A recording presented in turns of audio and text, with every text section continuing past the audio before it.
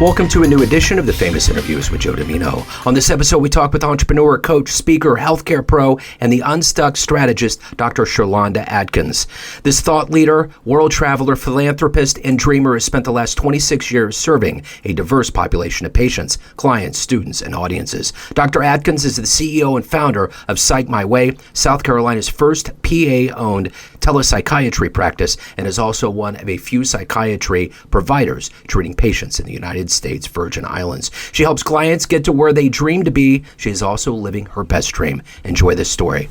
Well, I love your work. I love what you're doing as the UNSTUCK Strategist. And before we get into your work and your mission, I want to know, 4 years ago, we were mired in this pandemic. No one really knew how long it was going to last. There was a lot going on. How did you end up making it through it? And how did it change the way that you do your work now?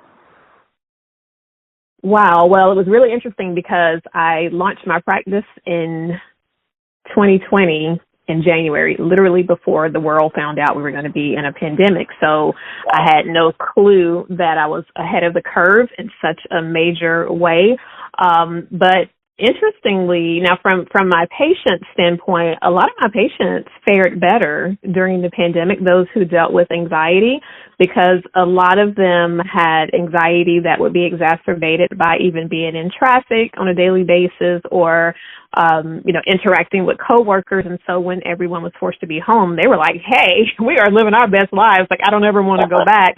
But on the flip side, I saw a lot of patients who dealt with depression that was worse for them. And me personally, I was impacted because I didn't realize how much, we talk about extrovert and introvert and how we recharge. I didn't realize how much of my recharging was from being around people. So there were two things that hit me at once. I didn't realize going into telemedicine, sort of removing myself away from the daily interaction with people, plus the pandemic. So it was like a double whopper. So I personally, for the first time in my life, enrolled in therapy.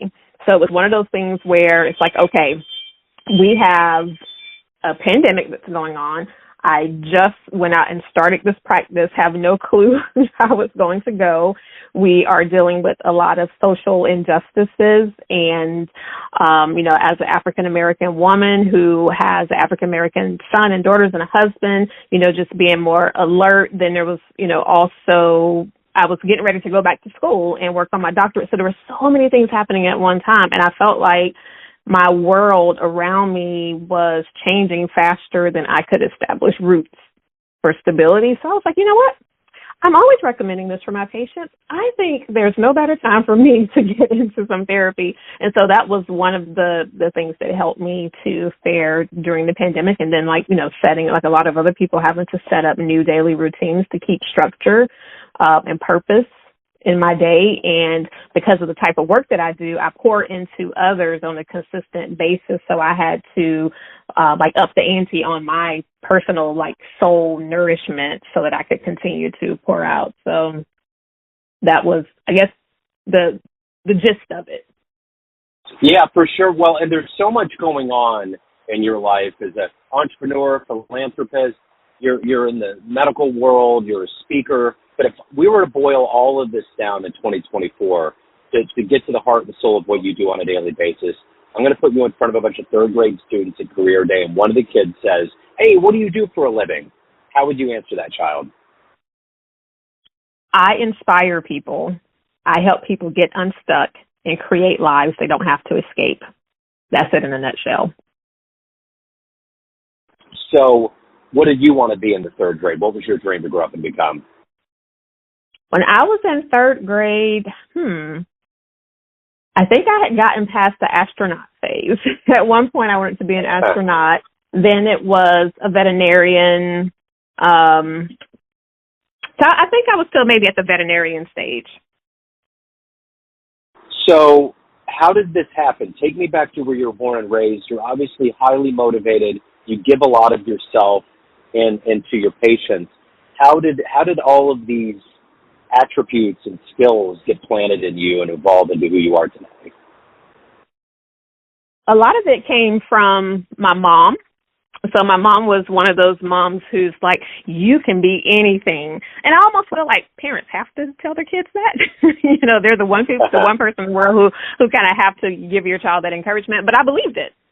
And anything that I wanted to do, my mom, until this day, she feels that I can do literally anything. And so having that type of confidence worked well for me, because I almost just like put on blinders when there's something that I want to do. I put on blinders, and if it doesn't work, it's usually because I figured out it no longer interests me, or I pivoted and did something else. But it's not because somebody said, well, I don't think you can do it. I don't think I've ever been met with a challenge in that aspect. So having a support system of mom and uncles and aunts and cousins who rallied behind me, and even school teachers as well. I was fortunate to always land in the top in school, very studious, so always had high grades. I was used to being recognized and told, like, you're going to go far. And I remember in 5th grade, we had an award ceremony, and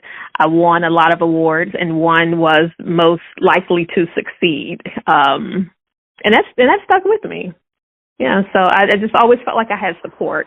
And it was something that I felt everybody had, and then I got older and realized that was not the norm. Everyone is not surrounded with such a vast support system, so I'm really, really grateful for that. So let me ask you this. If you could pinpoint one hero in your life that's really been fuel for you in your career, who would that be? Ooh, oh my goodness, that's a good question. One, I only get to pick one. No. We can add to it. We can have a round table. Okay, all right. Well, I like the idea of that. So, heroes for me. Ooh. Some of them are people that I've actually met, and then there are some that I admire from afar. I would love to go back in time and think of somebody who was on my mind when I was younger, but that seems so far away. So let me start kind of now. Maybe I can work backwards. But I always admire women who kind of look like me, who can captivate an audience and, just walk out and deliver a message with boldness. So Priscilla Shirer is one of my inspirations. And I don't know if you know who she is, but she's a faith-based speaker, and she's also an actress. She's been in a couple of movies, very down to earth, and just, walks out on stage and just kind of, just lets her authenticity show, and absolutely love that. Believe it or not, my husband, I've been married for 26 years. My husband is absolutely amazing. He is a speaker, author, podcaster, minister of the gospel, systems architect. Like, he's very well versed, and he is probably one of the most cool and collected people that I know. Very smart. I look at him and his thirst for knowledge. He's always reading and learning, and that inspires me. He also keeps me grounded. So he is actually one of my heroes. He's seen me at the early stages of my life. He's seen me at the current version of my life, and so I would definitely say like a real living house hero of mine. So if you could meet one person alive on the planet right now that you find fascinating, who would that be? Who would you love to meet and talk to? I would love to meet one of my great ancestors.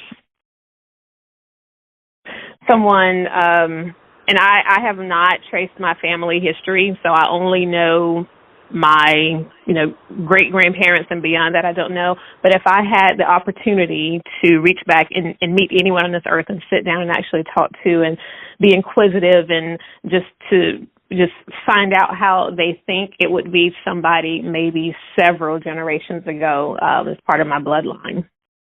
I love that answer. Curious. That is such a great answer, because that really does kind of get to the heart and soul of a lot of things that become who we are. Yeah, because I believe that there are, sometimes some characteristics or inner drives or just things that we are just naturally drawn to that we just think it's part of our personality, and it may be more than that. So I would be curious to see what the current version of myself, does that trace back to some person way back. Yeah, that's a great answer. So I'm curious, speaking of that drive, what is that drive for you? You're diversified, you're highly driven, you're very active. What gets you up every day? What gets you to want to help people and to also hold back, to evolve, and to keep energy for yourself? What is that collective mix for you every day? I guess every day to me really does feel like a new possibility, and I can't say it's always been this way. Okay, I'll be honest, because in certain stages of life, routine was king and queen. So we have 3 children. Our children are older now, but when they were younger, getting up every day was more like we have to get up and get the kids ready, drive them to school, and then we go to work. But what fuels me now that I don't have that routine, what gets me up and going is really the opportunity to do something different, whatever that something may look like. I purposely design my life so that every day is a little bit different. So one day I may be seeing patients in the morning. The next day I may not see patients at all, but that may be a day where I dedicate to meeting up with friends for an activity. The next day may be part of the book club, doing some motivation for them. So I purposely design my life so that it is unstuck, that I have many things that I can do, because that may drive other people crazy. But for me, it is, it's the excitement. It's just like kind of shaking up the Coke bottle and seeing all the fizz. That's what drives me. I just love creating. I love creating itineraries. So the itinerary could really just be for this day or this week, or it could be like I woke up 2 days ago and told my husband, like, hey, look, we could go to Panama. This is the cost. Do you want to go to Panama with me next month? And he's like, yeah, sure. But just creating itineraries and really feeling like the sky is the limit. And there have been times in my life where I felt stuck, whether I felt stuck geographically or felt stuck in a career, felt stuck maybe in an organization. So I know what that feels like. And so for me, my drive is to always stay away from that feeling of stuck. And like I say, it looks different. It looks different in different seasons of my life. So let me ask you this. In your career, has there been a specific client or time period in your life where you grew the most? Maybe it was challenging or rewarding or a combination of both. Was there a period in your career where that happened? Oh, yeah, sure. Absolutely. I can talk about my career as a PA. So working in the medical field, initially the biggest challenge is being expected to know everything, but not knowing everything. So when I first started practicing, I remember just feeling anxiety for probably about the first year and a half because I worked in internal medicine as well as psychiatry.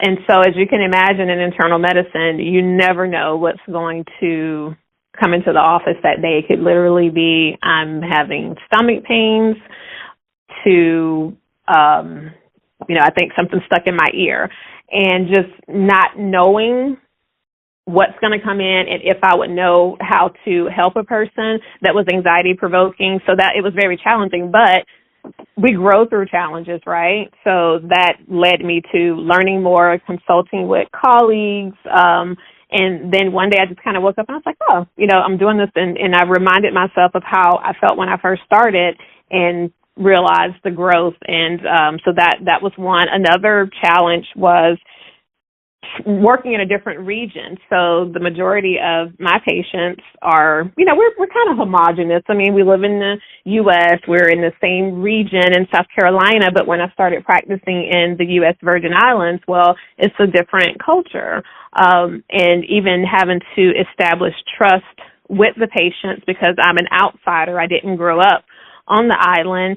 And then something as simple as and I'll just kind of give you an example. So when we're doing an intake or a new patient intake, one of the questions that I usually will ask is, have you ever had times in your life where you have seen things or heard things that other people haven't seen or heard? And that kind of leads into the discussion of whether or not somebody has had psychosis or maybe schizophrenia or a form of that. Well, asking that in South Carolina, usually the answer to that is no, unless, the patient really has been dealing with that. But asking that on the island, I would hear a lot of yes. And so, initially I was alarmed, but then what it was more cultural, like, yeah, my grandmother died and sometimes I hear her voice, and so just understanding how the culture can sometimes, change the answers to those questions. So that challenged me to understand the culture more, and then also to learn how to ask different questions in a way to where that's not problematic.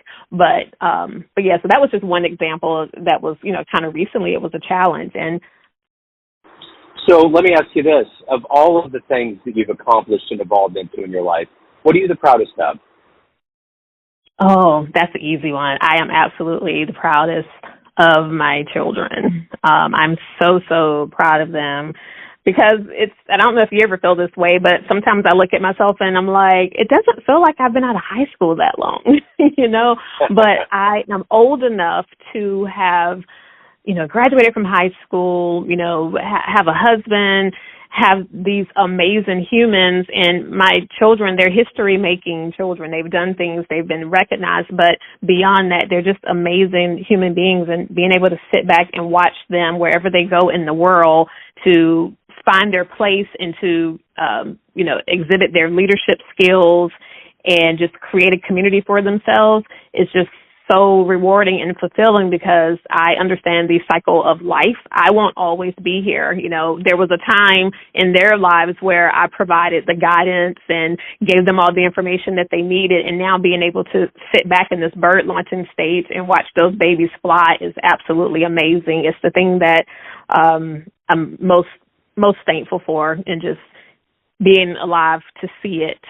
When they were younger, one of my prayers was that I wanted to, have health and strength to see them grow up and to watch them grow up. And that prayer was granted for me. And I'm so grateful and so very proud of them.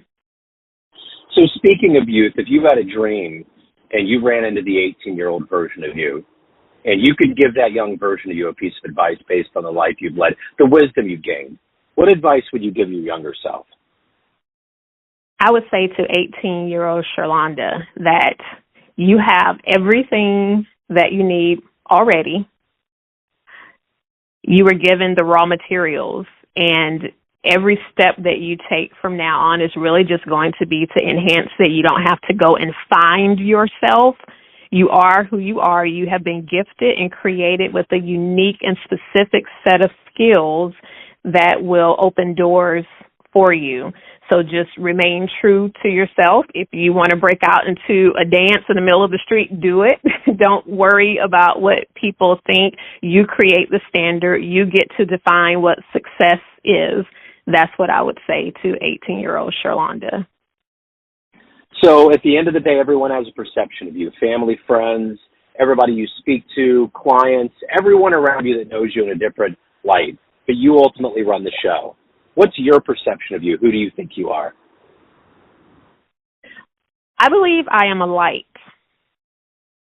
I believe I'm a light, and I really do believe that no one should ever come into my presence and leave the same way that they came. And it took me a while to realize that because, remember, I told you when I was younger, my mom told me I was special. But then again, moms have to do that sort of thing. But as I grew and went to different places, whether it's schools, jobs, neighborhoods, different countries, and still have people drawn to me and still get the hugs, whether I known someone for years or literally just met them in a restaurant, then it proved to me that there is truly something unique about what I carry and the gift that I offer to this world, and it's the light. So if anyone out there wants to delve more into your world, hire you, any other good business, where can they go? They can go to drsherlondaadkins.com, and that's where you can find me and all the things that I'm up to. I absolutely love traveling, so sometimes I've actually met up with clients in destinations. So I've done destination retreats, workshops, and things of that nature. So that's where you can find me. I'm also on socials at Dr. Sherlonda Adkins on LinkedIn, as well as Instagram and Facebook.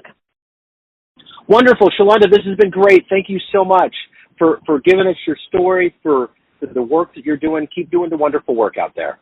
Thank you so much for having me, and it was great talking to you. And you let me know when you come to Charleston, and I'll send you some good recommendations for restaurants, because once you come to Charleston, you don't ever eat at chain restaurants, because we have the best cuisine in the South. That's the way I like to roll. Yeah, we come from the barbecue capital here, so I love that homegrown stuff. So I will definitely let you know. It was great to meet you. Thank you again.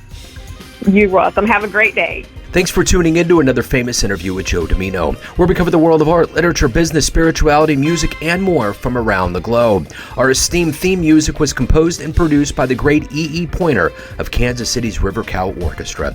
If you want to hear more interviews, visit the Famous Interviews with Joe Dimino channel on YouTube. You can also find us on Spotify and Apple Podcasts. Thanks again for listening, and until next time.